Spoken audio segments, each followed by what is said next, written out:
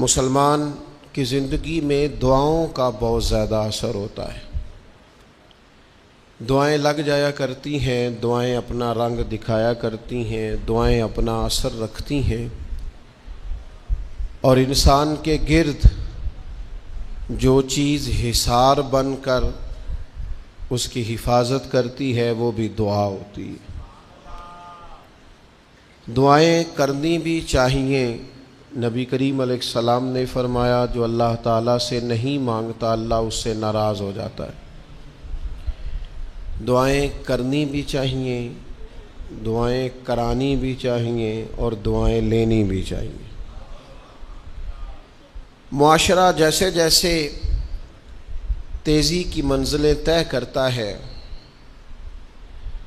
اور جیسے جیسے لوگوں کے ذہن گھٹن کا شکار ہوتے ہیں اور مزاجوں کے اندر جیسے جیسے دین سے دوری واقع ہوتی ہے اور روحانیت سے لوگ جیسے جیسے دور ہوتے ہیں، مختلف قسم کے وسوسوں کا لوگ شکار ہوتے ہیں۔ ایک وسوسہ لوگوں کے دلوں میں یہ بھی پیدا کیا جاتا ہے کہ جب اللہ تعالیٰ سب کی سنتا ہے تو کسی سے دعا کرانے کا کیا مطلب ہے؟ بالکل صحیح بات ہے، بڑی عمدہ اور اعلیٰ بات ہے۔ اللہ تعالیٰ سب کی دعائیں قبول فرماتا ہے۔ اللہ تعالیٰ اپنے ہر بندے پر اپنی شان اور اپنے فضل کے مطابق رحمت فرماتا ہے، اس میں کوئی دو رائے نہیں ہے۔ لیکن قرآن مجید خود فرماتا ہے کہ رب کے کچھ بندے وہ ہیں جو اپنے مومن بھائیوں کے لیے دعائیں کرتے ہیں۔ یہ کسی دوسرے کے لیے دعا کرنا اتنا محبوب عمل ہے کہ اللہ نے اسے قرآن مجید میں بیان فرمایا۔ وَالَّذِينَ جَاءُوا مِن بَعْدِهِمْ يَقُولُونَ رَبَّنَا اغْفِرْ لَنَا وَلِإِخْوَانِنَا الَّذِينَ سَبَقُونَا بِالْإِيمَانِ، فرمایا وہ جو ان کے بعد آئے وہ عرض کرتے ہیں رب کی بارگاہ میں کہ اے اللہ ہمیں بھی بخش دے اور ہمارے ان بھائیوں کو بھی بخش دے جو ہم سے پہلے ایمان لائے۔ وہ اپنے پچھلوں کے لیے دعائیں کرتے ہیں، اللہ کے حضور عرض کرتے ہیں یا اللہ انہیں معاف کر دے، انہیں بخش دے۔ یہ دعا انہوں نے کسی کے لیے کی، اللہ نے اس دعا کو قرآن مجید کے اندر بیان فرمایا۔ دیکھیے سب کی دعائیں اللہ کے حضور قبول ہوتی ہیں، لیکن کچھ زبانیں ایسی ہیں جو رب کریم کو پیاری بہت زیادہ ہیں۔ حدیث صحیح میں موجود ہے، نبی پاک علیہ السلام نے فرمایا، رب فرماتا ہے جب بندہ کثرت نوافل کے ذریعے میرے قریب ہو جاتا ہے تو وہ پھر اتنا قریب ہو جاتا ہے، اتنا قریب ہو جاتا ہے کہ میں اس کی زبان بن جاتا ہوں، جب بھی وہ سوال کرتا ہے میں اپنے فضل سے اسے عطا کرتا ہوں۔ بخاری مسلم دونوں میں موجود ہے۔ اب ایسی زبانیں جن کو اللہ تبارک و تعالیٰ کی بارگاہ سے یہ اذن مل گیا، کثرت عبادت، کثرت نوافل، زہد، ورع، تقوی، کہ اللہ کے حضور جب وہ عرض گزار ہوتے ہیں تو مالک ان کی دعائیں قبول فرماتا ہے۔ تو اب اگر کسی کو کسی ایسی زبان کی خبر آئی اور اس نے جا کے اس سے دعا کرائی اور اللہ نے اپنے فضل سے اس بندے پر رحمت کر دی اور دعا قبول ہو گئی، تو بتائیے حرج والی بات کیا ہے؟ اب اس پر بھی وسوسہ ہے کہ اللہ صاحب کی سنتا ہے، آپ نے فلاں کو دعا کے لیے کیوں کہا؟ اس پر بھی وسوسہ ہے۔ روحانی دنیا سے لوگوں کو دور کرنے کے لیے، اللہ کے نیک بندوں سے دور کرنے کے لیے، وہ لوگ جو مالک کریم کے قرب والے ہیں، جن کو قرآن مجید نے اولیاء اللہ کہا ہے، ان سے لوگوں کا رشتہ کمزور کرنے کے لیے ایک نیا رنگ، ایک نئے انداز میں بات کہ اللہ سب کی دعائیں قبول کرتا ہے۔ اب تم دعا کرانے جا رہے ہو، تم نے فلاں سے کہا میرے لیے دعا کرنا، تم نے فلاں بزرگ سے کہا میرے لیے دعا کرنا، تو میرے بھائی یہ تو بڑی آسان سی سادی سی بات ہے۔ اچھا یہ بھی ضروری نہیں کہ جو دعا کرا رہا ہے وہ کوئی کمزور ہی ہو، وہ گناہگار ہی ہو، اور وہ کسی نیکوکار سے ہی کہے کہ میرے لیے دعا کرنا تو تبھی بات بنے گی۔ بعض نیک بھی کہہ دیتے ہیں اور اس سے کہہ دیتے ہیں جو درجے میں ان سے کم ہوتا ہے کیا حضرت امام جعفر الصادق رضی اللہ تعالیٰ عنہ نے کہا نہیں حضرت داؤد طائی سے کہ میرے لیے دعا کرنا؟ کیا کہا نہیں بعض اساتذہ نے شاگردوں سے کہ دعا کرنا؟ کیا کہا نہیں کہ بعض مشائخ نے مریدوں سے کہ میرے لیے دعا کرنا بھائی؟ کیا بیٹا اپنے باپ کے لیے دعا نہیں کرتا؟ کیا بیٹیاں بیٹے ماں باپ کے لیے دعا؟ او سنو نا یار، اس سے بڑی میں آپ کو بات کیا سناؤں؟ بخاری مسلم میں موجود ہے، حضرت عمر فاروق رضی اللہ تعالیٰ عنہ عمرہ کرنے جا رہے تھے. اللہ کے پیارے رسول، رسول رحمت، محبوب رب اکبر صلی اللہ تعالیٰ علیہ وسلم نے فرمایا عمر میرے بھائی ہمیں بھی دعاؤں میں یاد کرنا. اب بتاؤ اس سے بڑی مثال کہاں سے لائیں؟ حضرت عمر سے نبی کریم علیہ الصلوۃ والسلام نے کہا عمر میرے بھائی ہمیں بھی اپنی دعاؤں میں یاد رکھنا. تو اگر حضور جناب عمر سے کہہ سکتے ہیں دعا کرنا، مجھے بتاؤ حضور کو ضرورت ہے جناب عمر کی دعا کی؟ یہ کس لیے کہا؟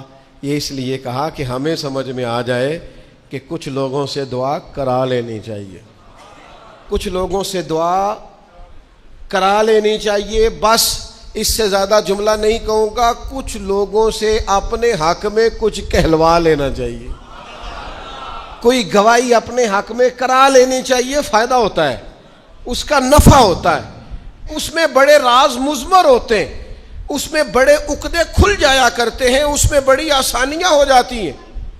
میرے عزیز نبی پاک صلی اللہ تعالی علیہ وسلم نے فرمایا جناب عمر سے میرے لیے. حضور فرماتے ہیں اللہ کے کچھ بندے ہیں اگر وہ قسم کھا کے کہے نا یا اللہ ایسا کر دے، یہ بخاری مسلم دونوں میں موجود ہے، وہ قسم کھا کے کہے نا لو اقسم علی اللہ لا ابرہ، وہ اگر قسم کھائیں تو رب ان کی قسم بھی پوری فرما دیا کرتا ہے. وہ میرے بھائی محبت کے لیے دل ڈھونڈ کوئی ٹوٹنے والا، کوئی جگہ ایسی تلاش کر جہاں سے دعا مل جائے، جہاں سے کرم ہو جائے، جہاں سے عطا ہو جائے، جہاں سے اللہ کا فضل ہو جائے. اور پھر ہمیں بھی چاہیے ہم دعائیں دیتے رہیں، ماں باپ کو چاہیے اولاد کو دعائیں دیتے رہیں، اساتذہ کو چاہیے شاگردوں کو دعائیں دیتے رہیں، مشائخ کو چاہیے عقیدت مندوں کو دعائیں دیتے رہیں، بہن بھائیوں کو چاہیے ایک دوسرے کو دعائیں. چلیں آپ آمین کہیں. اب آپ نے انکار نہیں کہ سارے دعا مانگے یا اللہ ہمارے بھائیوں کو ہم سے زیادہ عطا فرما، یا اللہ بھائی کو ہم سے، یا اللہ بھتیجوں کو زیادہ عطا فرما، بھانجوں کو زیادہ عطا فرما، اللہ محلے داروں کو زیادہ عطا فرما، پڑوسیوں کو زیادہ عطا فرما. یہ مانگو نا دعائیں، اس میں بھلا ہے، اس میں نفع ہے. اب جنہوں نے پریشان ہو کے آمین کا ہے وہ خوش ہو جائیں گے. نبی پاک علیہ السلام نے فرمایا جو دعا تو کسی کے لیے مانگتا ہے اللہ پہلے تیرے حق میں قبول فرماتا ہے. لوگ خوش ہو گئے آپ لوگ. او بھائی دعا مانگیں کسی کے لیے، بد دعا نہیں کرنی کسی کے لیے بھی بد دعا. ہمارے ہاں نا ایک بہت بڑا طبقہ جذباتی لوگوں کا ہے. ہمارے ایک استاد کہا کرتے تھے جذباتی لوگوں سے دوستیاں نہیں کرنی چاہیے، جذباتی لوگوں سے تعلقات نہیں بنانے چاہیے، اس لیے کہ جس بندے کا اپنے اوپر کنٹرول ہی نہیں تو وہ کسی کے حق میں کیا کرے گا. وہ کہتے تھے جذباتی لوگوں سے بچو. او بھائی ہم بڑے جذباتی ہو جاتے ہیں، ذرا سی شدت آئی نہیں گھر میں لڑائی، اور لڑائی بھی کس سے؟ گھر والی سے. بد دعائیں شروع کر دی، اپنے آپ کو بد دعائیں دے. لڑائی کس سے ہو رہی ہے؟ بہن بھائیوں سے. بد دعائیں شروع کر دی. ماں باپ سے لڑائی ہوئی، بد دعا دے رہے، اور بڑی بڑی تلخ ہو کے، بڑی بڑی سخت ہو کے. او بھئی آپ کیوں ایسے جملے کہتے ہیں، کیوں سخت لفظ بولتے ہیں؟ صحیح مسلم میں حدیث ہے، نبی پاک علیہ السلام نے 3 چیزوں کا نام لے کے فرمایا نہ اپنے آپ کو بد دعا دینا، نہ اپنی اولاد کو بد دعا دینا، نہ اپنے مال کو بد دعا دینا. ایسا نہ ہو کہ جب تم وہ دعا کر رہے ہو تو وقت قبولیت کا ہو. کبھی بھی اپنی اولاد کو، اپنے آپ کو، اپنے اموال کو بد دعا نہ دو. کیوں ایسے جملے بولتے ہو؟ یعنی غصے اور جلال میں بھی جب اپنے بچے کے لیے بات کرو تو پیار والی بات کرو. غصے میں، جلال میں، جذباتیت میں بھی بہن بھائیوں کے لیے، گھر والوں کے لیے، اپنے لیے بات کرو تو محبت والی بولی بولو.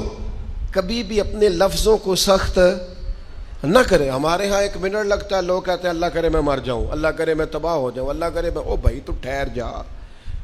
اللہ تعالیٰ نے زندگی تجھے اپنے فضل سے عطا فرمائی ہے. تجھے کیا مصیبت بن گئی ہے؟ تو کہاں سے نکلا ہے؟ تو کہاں پہنچ گیا ہے؟ تو کیسے کہتا ہے میں مر جاؤں؟ تو اپنی جان کا مالک ہی نہیں. تو مالک ہوتا تو اپنی مرضی کے خاندان میں پیدا ہوتا، اپنی مرضی کی تاریخ کو پیدا ہوتا، اپنی مرضی کے ملک میں پیدا ہوتا. تو اپنی جان کا مالک ہی نہیں. مالک تو وہ ہے جس نے اپنی مرضی کی جگہ پہ پیدا کیا ہے، اپنی مرضی کا وقت دیا ہے. تو کیسے کہتا ہے میں مر جاؤں؟ نہیں، تو مر سکتا. اپنی مرضی سے مرے گا تو خودکشی حرام ہے، اور رب رسول کے راستے میں مرے گا تو شہادت کی موت نصیب ہوگی، ہمیشہ کی زندگی ملے گی. وَلَا تَقُولُوا لِمَن يُقْتَلُ فِي سَبِيلِ اللَّهِ أَمْوَاتٌ. لہذا جذباتیوں کی بد دعائیں کرنا اور سخت بد دعائیں کرنا. میرے ابا جی بھینس کو بد دعا دینے سے بھی منع کرتے تھے. اور میں کبھی کبھی حیران، جب ہم نے یہ حدیثیں پڑھی نا بعد میں کہنا سا یار ان پڑھ بندیاں نے کتوں سبق لیا. جانور کو، بھینس کو وہ کسی وقت وہ تنگ آتے نا تو کوئی سخت لفظ کہتا تو کہتے نہ بھائی مال نو بد دعا نہیں دئی دی. تو اس وقت تو مطلب سمجھ نہیں تھی کہ یار مطلب مال نو بد دعا نہیں دئی دی، ایڈی کیڑی میرا مطلب ہے مشکل ہے. ان بندہ ماج نو بھی مندہ نہ آکھے. لیکن وہ جب روایات پڑھیں بعد میں تو سمجھ آئی کہ کچھ علوم کتابوں میں ہیں، اور چونکہ مسلمان سینہ بسینہ آ رہے ہیں تو کچھ تربیتیں ایسی ہیں جو لفظوں میں تو نہیں، لیکن بڑے بوڑھوں نے جو سنا سیکھا ہے وہ اپنے پلے سے باندھا ہوا ہے. انہوں نے اپنی گرہ سے اچھی طریقے سے کر کے باندھا ہے. بد دعا نہیں، آپ دعا کریں، آپ اچھے لفظوں میں. اور کوئی بندہ مل جائے نا، میں ویسے نے کئی دفعہ کہا ہے، پھر کہتا ہوں، آج کل نا کوئی میرے جیسے بندے کو چلو اونچی کرسی پہ بیٹھتا ہے، نماز پڑھاتا ہے، پگڑی باندھتا ہے، تو کوئی بندہ نیک سمجھ بھی لے تو دعا نہیں کراتا، فوٹو ہی لیتا ہے. پہلے لوگ دور سے آتے تھے تو آ کے کہتے تھے دعا کرانے آئے. اب وہ کہتے ہیں بڑی دور سے چل کے آیا ہوں جی، بڑی مہربانی. تو کہتے ایک فوٹو مل جائے گی. وہ اللہ کے بندے، ہم دعا دے رہے ہیں تو فوٹو لے رہا ہے. پھر ایک اور گل آج کل بڑی عام ہے، وہ کہتے جی ذرا یادگیری رہندی ہے. تو میں کہ غوث پاک دی تے کوئی فوٹو نہیں، سانو تے ہر ویلے یاد رہندے نے، کوئی فوٹو نہیں، ہمیں تو کبھی نہیں بھولے. خواجہ اجمیر کی کوئی فوٹو نہیں، ہماری نس نس میں آباد ہے. امام اعظم ابو حنیفہ کی کوئی فوٹو نہیں، لیکن ہم تو حنفی ہیں، ان کا نام لے لے کے جیتے ہیں. میرے حضرت صاحب کے ساتھ کوئی فوٹو نہیں. جرت ہی نہیں تھی، اتنے قابل ہی نہیں تھے کہ ساتھ کھڑے ہو سکے. وہ میرے گھر کبھی نہیں آئے، اور میں سمجھتا تھا گھر اس قابل بھی نہیں کہ اتنی بڑی ذات کو میں کہوں کہ تو میں کو جیتے دل بر سونا. اور کتنا سونا؟ او سونا تے رج کے سونا تے سونا جویں سویرا. میں کو جاتے رج کے کو جاتے کو جا جویں ہنیرا. کبھی اتنی ضرورت ہی نہیں کی. اتنی طاقت کے ساتھ کھڑے ہو کے کہیں کہ میں تیرے برابر ہوں تو فوٹو بنا، اتنی ضرورت کبھی ہوئی نہیں. لیکن کیا کریں، دور بدلا، حالات بدلے، زمانہ بدلا، طور طریقے بدلے. وہ کبھی لوگ مشائخ کے پاس دعائیں لینے جاتے تھے، کہتے تھے ہم آئے ہیں کوئی دعا کر دیں. وقت بدل گیا، 30 سیکنڈ کی ویڈیو رہ گئی. او خدا کے بندو، تھوڑا سا روحانی زندگی کی طرف آؤ، روحانی زندگی کی طرف. او بھائی دعائیں کرائیں، اپنے لیے گواہیاں پکی کریں، اپنی والدہ سے، اپنے والد سے، اپنے دادا سے، اپنے نانا سے، اپنی نانی سے، اپنی دادی سے، اپنے بہن بھائیوں سے، اپنے دوستوں سے، اپنے مرشد سے، اپنے استاد سے دعا کراؤ. ان سے کہو ایک دفعہ میرے لیے ہاتھ اٹھا دے اللہ کی بارگاہ میں. میں صحیح روایت پیش کرتا ہوں، میرے نبی کریم نے فرمایا تھا عمر فاروق سے، سیدنا عمر سے، قطعی جنتی عمر جن کا حضور جنت میں محل دیکھ کے آئے. نبی کریم نے فرمایا تو عمر، لوگ حج کرنے آئیں گے، جہاد کے لیے آئیں گے، اگر یمن والے لوگ آئے اور تجھے ان میں سے میرا اویس کرنی مل گیا تو عمر اس سے اپنے لیے دعا کرا لینا، عمر اویس سے دعا کرا لینا، اسے کہنا تیرے لیے دعا کر دے۔ حضرت فاروق اعظم ڈھونڈتے رہے، ملاقات ہوئی سیدنا اویس کرنی سے، کہا دعا کر دے یار میرے لیے۔ وہ ڈھونڈو، کوئی بیٹھا ہوا مجھے دور دعا دیتا ہے، میں ڈوبتا ہوں پر سمندر اچھال دیتا ہے۔ او بھائی اپنے حق میں دعائیں التجائیں اللہ کے حضور۔ کچھ لوگوں کی عرض، میں آپ سے عرض کروں، کچھ لوگوں کو دعا لگ جاتی ہے۔ آپ کو جو آدمی بڑا چمکتا دمکتا اجلا نظر آئے نا، اس کا کبھی ماضی ٹٹولو گے نا تو کبھی کوئی اس کے گھر سے روٹی کھا گیا تو فقیر اور اس نے ذوق سے کھلائی تھی، کبھی پیچھے سے ٹٹولو گے تو کوئی روٹی کھا کے دعا کر گیا تھا، کوئی چند گھڑیاں دروازے پہ رہا تھا، اس نے نیکی کی تھی دعا کر گیا تھا۔ کبھی ٹٹولو گے ڈھونڈو گے تو بیمار ماں نے کسی کو دعا دی تھی کہ پتر اللہ تیرے اوپر فضل کرے، کسی کے بوڑھے باپ بیمار نے دعا دی تھی اللہ تجھے کسی کا محتاج نہ کرے، کسی نے دعا دی تھی۔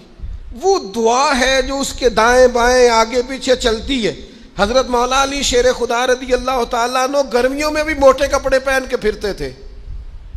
لوگوں نے کہا حضور سخت گرمی اور پھر آپ تو بڑے دلیر آدمی، جوان اور گرمیوں میں بھی موٹے کپڑے۔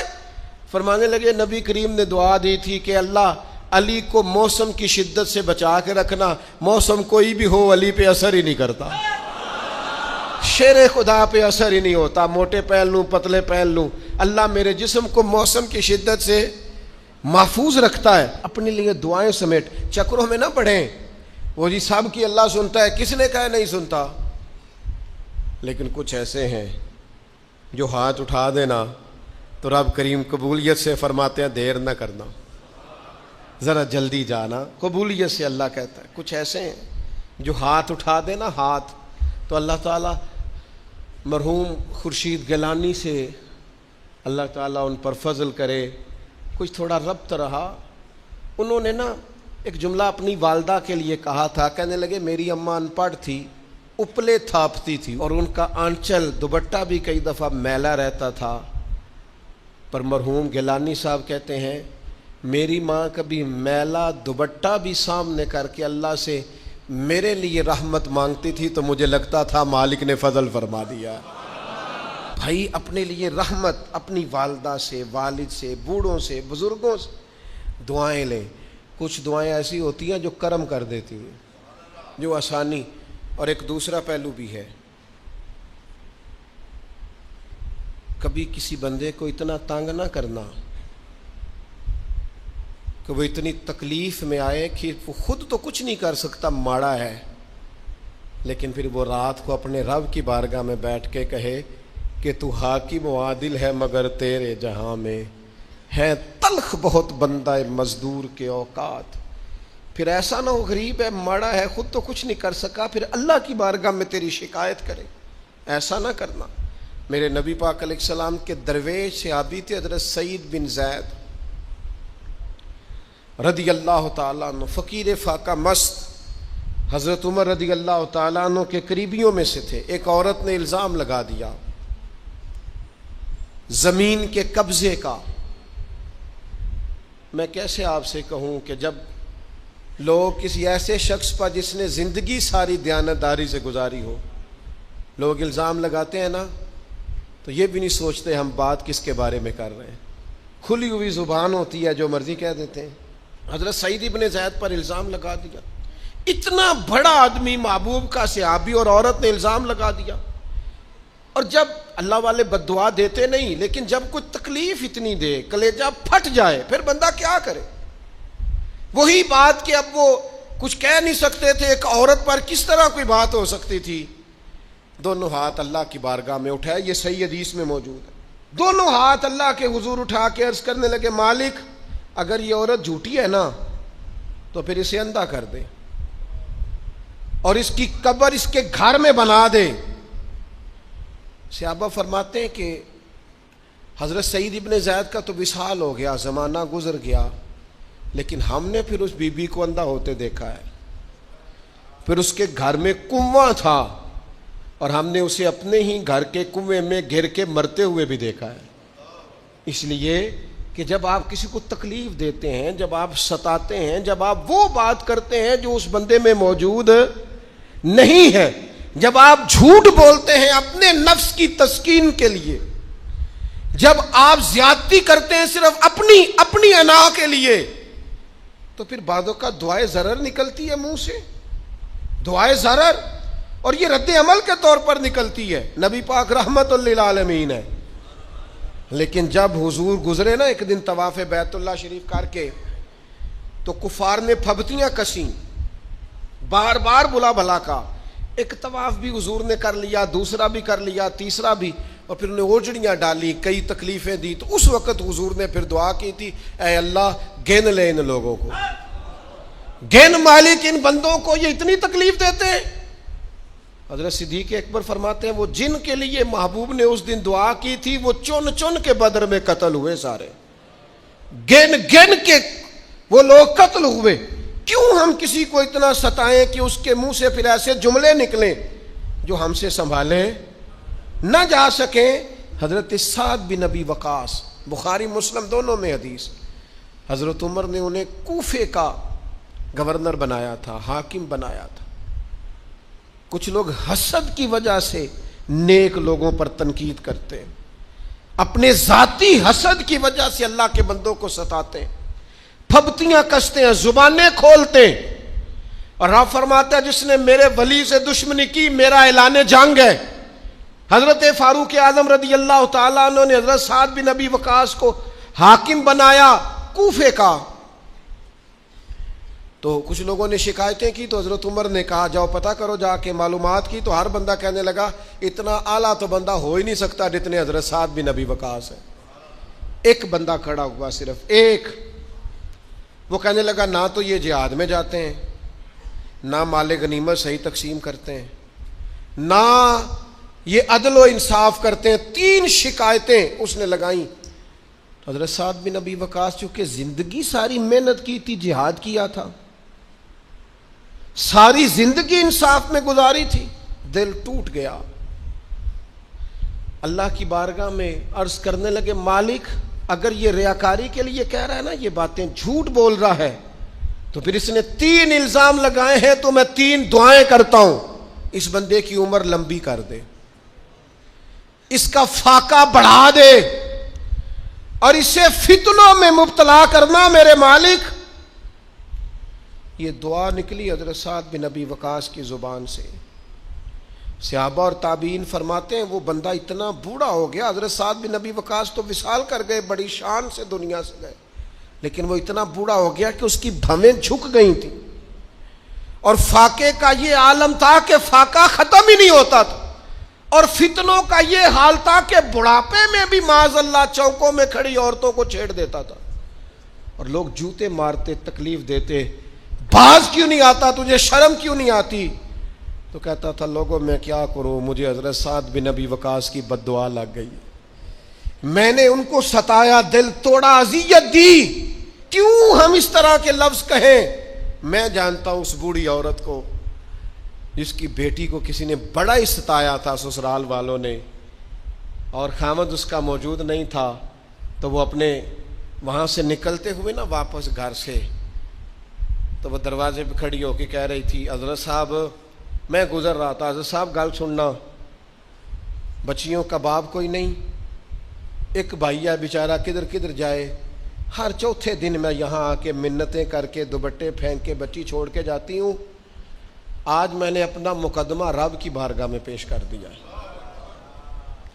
آپ گواہ رہے نا، میرا جرم صرف ہے کہ میں بیٹیاں دی ماں ہاں، گواہ رہنا آپ، میں نے مقدمہ اللہ کے حضور درج کرا دیا ہے، بیٹی کو حوصلہ دے کے جاتی ہوں، خود نہیں سوتی میں ساری رات، مجھے پتہ ہے میری بیٹی کے ساتھ زیادتی ہو رہی ہے، اور ان کو بھی پتہ ہے لے جا کوئی نہیں سکتے، بندے ماڑے ہیں، تو یہ روز ظلم کرتے ہیں، اب میں نے وہ مقدمہ درج کرا، آپ گواہ رہنا، میں نے بڑا منایا اس اماں کو، میں نے کہا میں اتنے سخت جملے نہ کہنے لگی کلیجہ اندر سے پھٹ گیا، چھلنی ہے۔